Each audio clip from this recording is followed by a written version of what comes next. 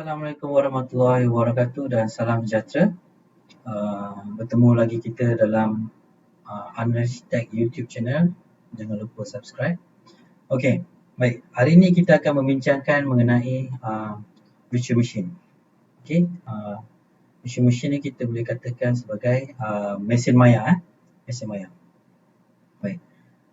Virtual machine ni ada banyak kebaikan di mana ianya pada ketika ini sangat digunakan secara meluas. Satu ketika dulu apabila kita nak membuat pembangunan sistem, kita akan memerlukan banyak server. Okey. Katalah kita ada 3 application. Kita ada DNS, kita ada web dan kita ada file transfer server. So ketiga-tiga ni kita perlu install di dalam server yang berlainan. Okey.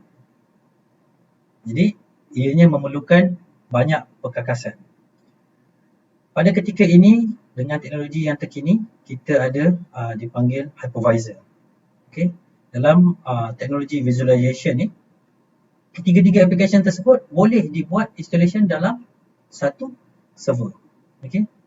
Namun ianya bergantung kepada workload setiap application tersebut. Tapi kalau untuk DNS tidak memerlukan workload yang besar. Web bergantung berapa besar kita punya web, dan juga file transfer pun bergantung kepada berapa besar workload kita. Okey. Untuk basic penggunaan ketiga-tiga tersebut boleh dijalankan di dalam satu physical hardware. Okey. Kebaikan yang lain adalah kita boleh utilisekan server tersebut. Kalau kita membuat installation kepada DNS dalam satu physical, kita rasa ia amat merugikan sebab dia tidak utilize sepenuhnya server tersebut dari segi ruang, storage, dari segi CPU, RAM. Jadi rugi kita beli server tapi kita tak utilize sepenuhnya. So dengan teknologi terkini ni kita boleh utilize sepenuhnya penggunaan physical server tersebut. Sekiranya kita tahu aplikasi yang kita nak jalankan tu mempunyai workload yang besar, so kita terus akan membuat pembelian server yang boleh utilize workload yang besar. Okey, dan kita jalankan virtual machine tersebut. Masih lagi ada kebaikan iaitu menjimatkan ruang. Okey, ruang perkakasan. Dan dari segi persenggaraan pun kita hanya perlu maintain perkakasan yang sedikit.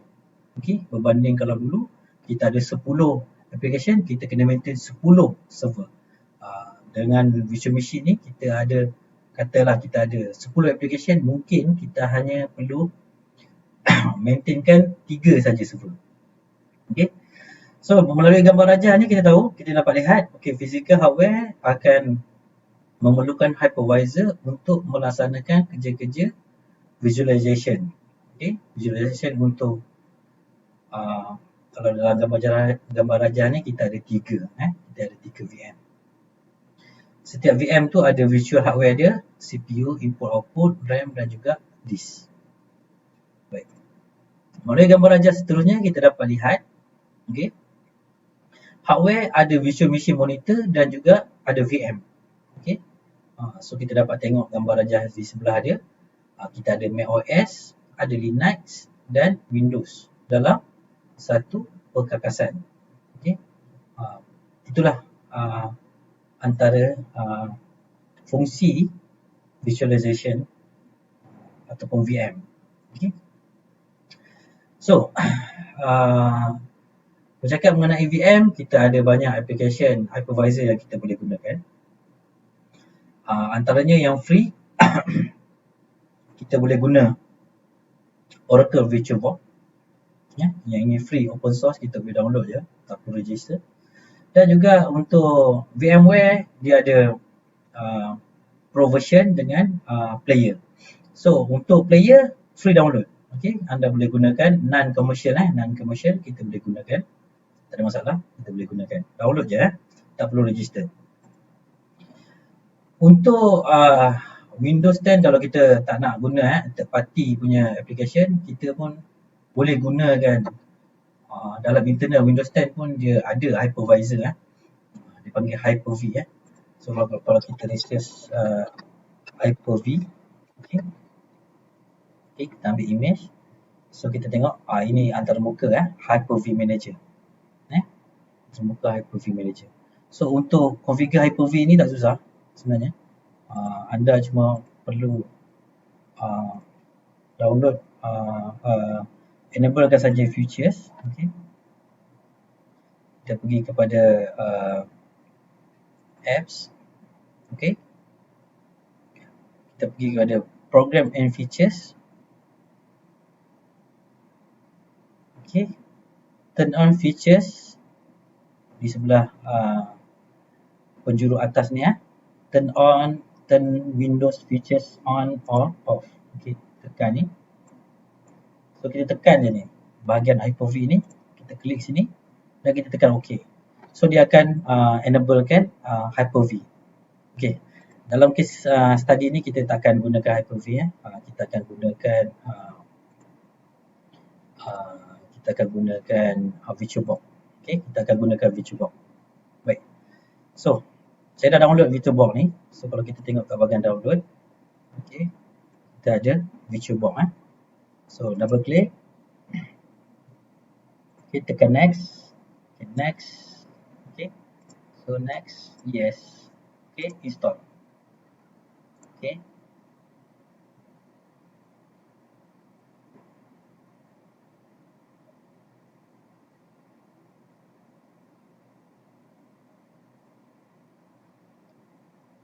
Okay.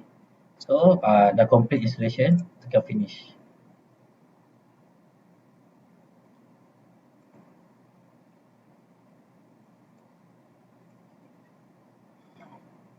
Baik.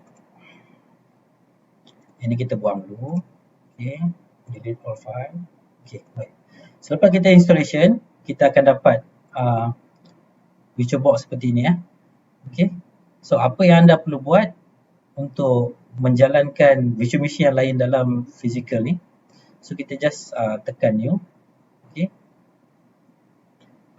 Kita bagi dia nama. Okay. Di sini kita letak Windows 19. Okay. So, kat version ni kita ambil Windows Server Windows 2019. Okay. So, next. Okay. Ini kita boleh pilih berapa RAM yang kita perlukan. Baik, untuk RAM ni kita kena tahu kita kena check dulu kita punya properties. So, untuk laptop yang saya gunakan ni, kalau anda tengok kita ada 16GB RAM 16GB RAM. Okay, so kalau kita pergi kat device manager, kita pergi kat bahagian processor. So kat sini kita ada 1, 2, 3, 4, 5, 6, 7, 8 core. Okay. So untuk laptop ni quite higher spec So quite higher spec. So tak ada masalah untuk jalankan virtual machine. Anda kena tahu sekiranya RAM dan juga processor tidak mencukupi, boleh menyebabkan virtual machine dan juga physical yang anda jalankan virtual machine akan menjadi slow akan jadi slow Jadi anda kena tahu dulu sebelum anda nak gunakan virtual machine dalam perkakasan anda sendiri, anda kena tengok benda ni. Pastikan ianya mencukupi. Kalau boleh biar kita ada sekurang-kurangnya 2GB spare untuk physical tu jalan. Okay. Dan prosesor jangan kurang daripada 4 sebab kita akan virtualizekan CPU yang ada dalam kekasan fizikal tu untuk kita jadikan dia sebagai processing untuk menjalankan virtual. Baik, kita kembali kepada VirtualBox. Okay. So kat sini kita ada kita letakkan dia 2GB lah sebab kita ada banyak 16GB. So kita ambil 2GB, kita allocate untuk RAM dia. So next, kita create virtual disk yang baru. Kita create. Okay, so kita gunakan VirtualBox disk image. Next. Okay, kita letakkan dynamic. Kalau kita letakkan fix, ia akan mengurangkan kita punya physical. So, better kita letakkan sebagai dynamic. Okay. Tapi kalau kita nak laju, but kita punya virtual, kita letakkan fix lah. Bergantung pada storage yang kita ada lah. Kalau storage kita besar, tak ada masalah, kita boleh letak fix. Tapi untuk laptop ni sebab pakai SSD 256 je, jadi saya tak letak lah fix ya. Saya letak dynamic. Okay, so kat sini kita boleh setkan berapa besar hard disk yang kita nak gunakan. So let's say saya letak 100 GB ya. So create. Okay, so dah siap configuration. Okay, kita masih lagi perlu beberapa setting yang kita perlu buat. So untuk general ni, okay, kita tengok balik sistem kita. Okay, apa yang dia ada, RAM. Okay, processor. So processor ni kalau kita lihat server VM yang kita nak jalankan ni memerlukan processing yang besar, so kita naikkan. Okay, naikkan. Okay, letak 2. Katalah dalam kes saya ada 8 CPU, so saya boleh allocatekan at least 2 CPU untuk lebih laju lah, lebih laju. So untuk display kita tak perlu setkan apa-apa, kita remain apa yang ada. So untuk storage, baik. Apabila kita nak buat installation, kita perlu download dipanggil ISO. Kalau Windows Server, kita download daripada Microsoft Windows Server Evaluation, kita akan pilih option untuk ISO.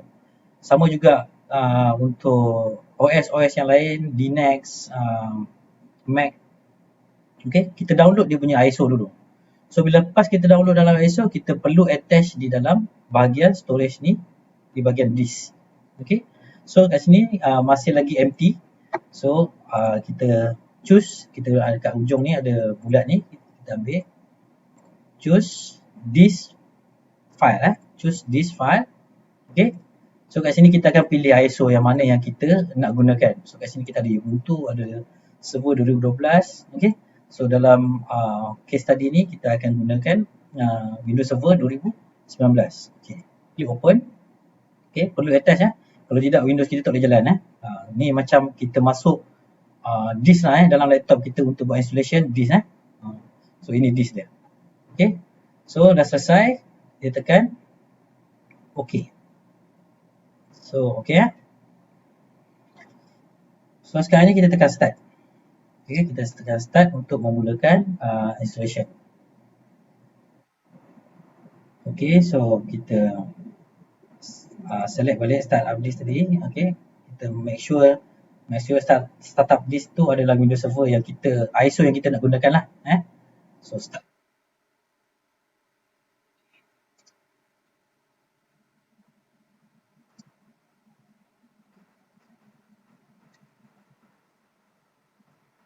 Siapa yang pernah install Windows sendiri, dia akan nampak lah benda ni sebenarnya sama aja macam mana kita buat installation komputer biasa. Cumanya kita install di dalam kita punya Windows dalam visual, konsep visual So paparan pertama kita nak tekan next, kita tekan install now. Okay,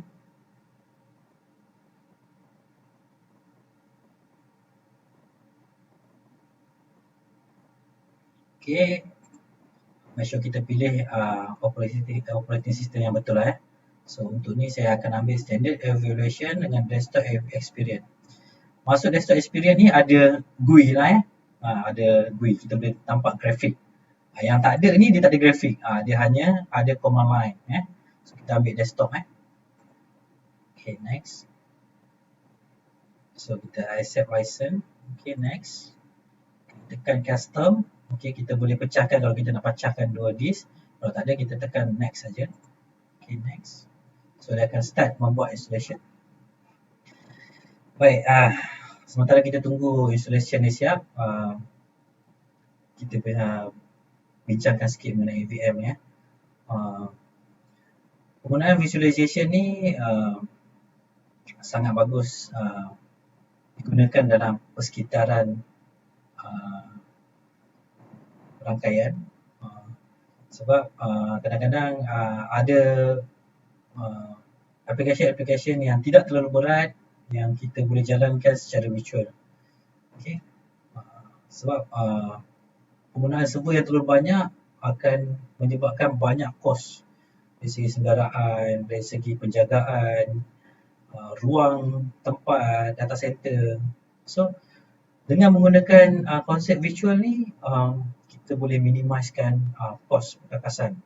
Kita utilisekan perkakasan tersebut uh, dan memudahkan kita punya pengurusan. Selain itu juga dari segi backup, dari segi backup sangat mudah sebab kita hanya perlu menyimpan data disk ataupun disk file yang mana yang tadi kita tengok kita ada VDI. Okay, kita hanya perlu backup file tersebut je. Kita backup file tersebut dan kita boleh running kat tempat lain. Okay, kalau kita tukar server lain ke apa, kan, kita just copy file dia dan kita runningkan di tempat yang lain. Okay. So sangat mudah dari segi backup dan juga pengurusan dia. Berbanding dengan fizikal, sekiranya server tu collapse, susahlah kita nak dapatkan balik data dia. Okay. Selepas tu dalam virtual punya environment dia ada snapshot. Snapshot yang mana kita boleh buat snapshot ataupun lebih daripada dipanggil kepada backup jugalah, kategori backup dia punya snapshot. So, katalah kita snapshot pada hari Senin. Kemudian pada hari Jumaat, kita tidak boleh buka aplikasi tersebut. Mungkin kerana terkena virus ataupun terdapat file-file yang korup. So, kita boleh reverse balik kepada hari Senin tadi. Kita snapshot balik pada hari Senin. So, dia akan kembali pulih. Kembali pulih aplikasi tersebut. So, ada banyak kebaikan kalau kita kaji penggunaan virtual machine ni, ada banyak kebaikan. Tambahan pula pada ketika ini kebanyakan server dan juga laptop mempunyai spesifikasi yang tinggi. So mudah untuk kita menjalankan virtual machine di dalam laptop ataupun server tersebut. Okay. Untuk pengguna yang sedang belajar dan sebagainya, ianya juga sangat mudah untuk kita explore. Seperti ni, Windows Server 2019 baru kan. Jadi kita nak test kan, kita nak rasa macam mana experience menggunakan Windows Server 2019. So mudah, kita tak perlu ada server untuk kita buat install, baru kita boleh try Windows Server ni. Kita boleh running dalam virtual. So kita tengok, oh macam ni penggunaan Windows Server 2019. Oh interface dia macam ni, oh function dia dah berubah, dia ada menu dan sebagainya. Okay, so daripada situ kita boleh mudah untuk kita cuba application yang baru, operating system yang baru. Katalah kita nak test belajar menggunakan Kali Linux untuk penetration test. Kita boleh install dalam virtual. So daripada virtual tu mudah kita nak menggunakan Kali Linux. Katalah kita nak buat pen test, nak belajar guna pen test dan sebagainya. So kita tak perlu nak ada laptop lain pula, nak kena install Kali Linux baru kita boleh gunakan, kita boleh explore Kali Linux tu.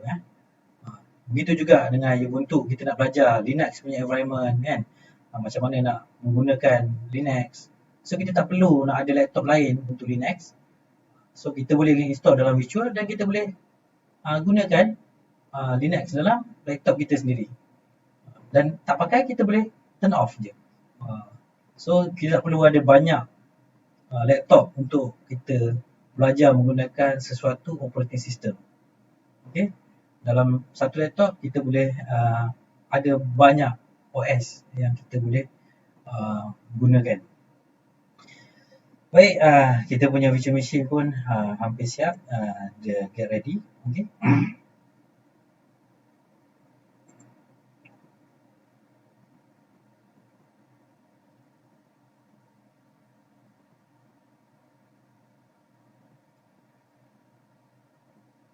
Okay, tunggu dia restart sekali lagi.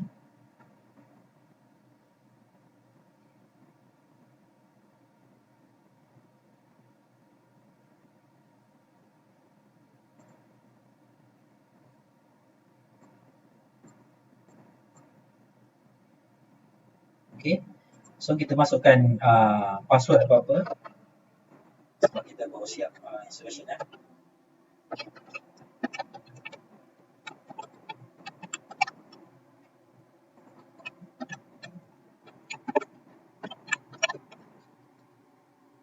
Okay, so click finish. Okay, so okay. Untuk kita tekan Ctrl and delete ni untuk unlock, kita ambil okay, input keyboard, okay, insert Ctrl and delete. Okay, sebab okay, so masuk password.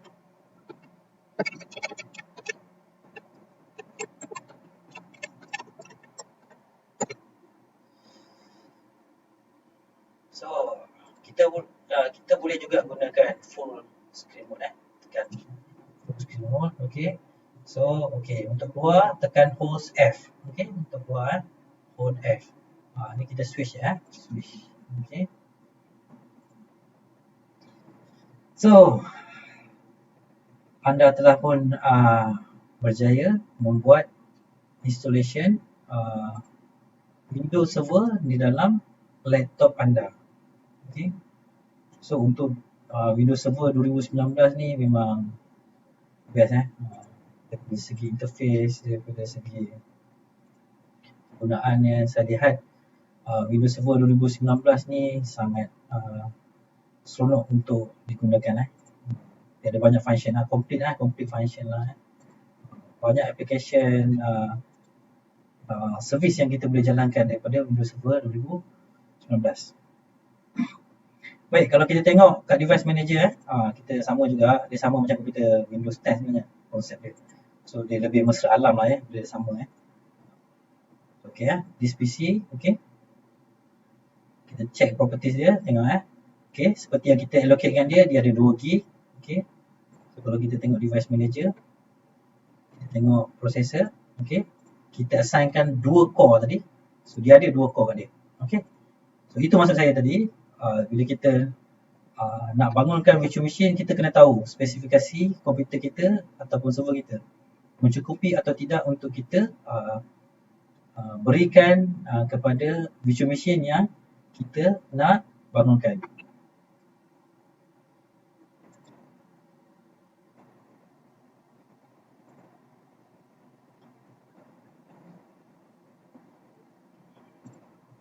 Okay, so kita boleh minimize balik. Okay, so okay, kita tutup dulu yang dalam ni supaya nampak. Okay, so kalau kita tengok okay, minimize semua sekali. Okay, so kalau anda lihat sekarang, anda akan nampak di dalam dia adalah Windows Server. Okay, dalam dia adalah Windows Server dan di luar ni adalah physical. Okay, so anda boleh running secara terus Okay, so dia ada banyak function lagi di dalam ni. Kita boleh buat scale mode, kita boleh adjust window size. Okay, boleh adjust window size Okay, so kita boleh scale mode. Okay, switch scale mode. Okay, nampak. So okay, tarik-tarik dia. Okay, sesuaikan dengan environment anda untuk membuat kerja. Okay, so kat luar adalah anda punya laptop, kat dalam anda boleh menggunakan Windows Server. See? Okay, so anda dapat lihat bagaimana penggunaan virtual machine dilaksanakan di dalam satu environment ataupun dalam satu komputer anda. So ini akan memberikan anda kemudahan untuk anda belajar ataupun menggunakan operating system yang lain di dalam satu fizikal. Okay, sekian saja untuk kali ini. Sampai berjumpa lagi di channel yang akan datang. Jangan lupa subscribe Analyst Tech YouTube channel. Okay, sekian, jumpa lagi. Terima kasih.